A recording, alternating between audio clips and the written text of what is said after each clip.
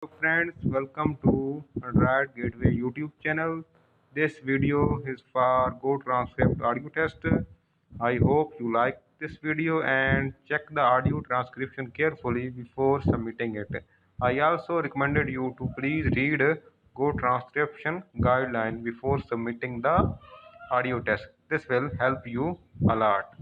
Thank you very much and enjoy the video.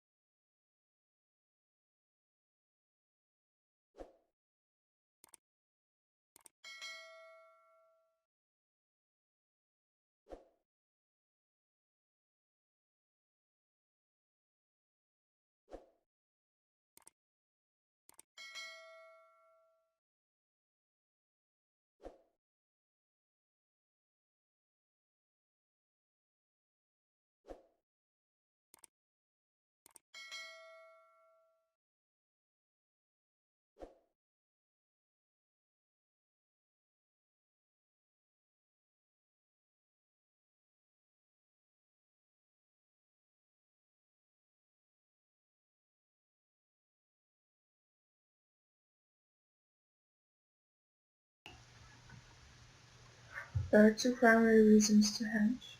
One is to reduce your short-term cash flow volatility. Another is to maximize return on capital for whatever the investor's target level of risk is. Many benefits are achieved if you successfully reduce cash flow volatility. The primary one being that the risk of bankruptcy is reduced, which not only reduces the cost of borrowing, but also makes lenders more willing to lend you any money to begin with. Furthermore, more accurate earnings forecasting is possible when hedging. A company with more predictable earnings will in general be more valued by investors. If your company uses hedging to withstand short-term price movements, its management can then focus their energy more fully on the company's core competencies, doing what they're best at.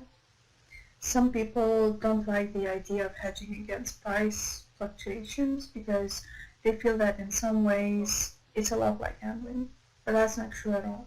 Gambling increases one's risk profile by making a bet on price movements. By hedging, you are doing the exact opposite. You reduce the risk profile of your organization and don't have some preconceived notion that the odds are somehow in your favor. Although some people are willing to ignore market movements and think that they're making a safe choice by doing so, they have actually chosen to turn a blind eye to market volatility, so it's not at all a safe choice.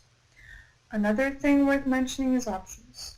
You can think of options as a kind of insurance against the price of a share in a company moving either up or down.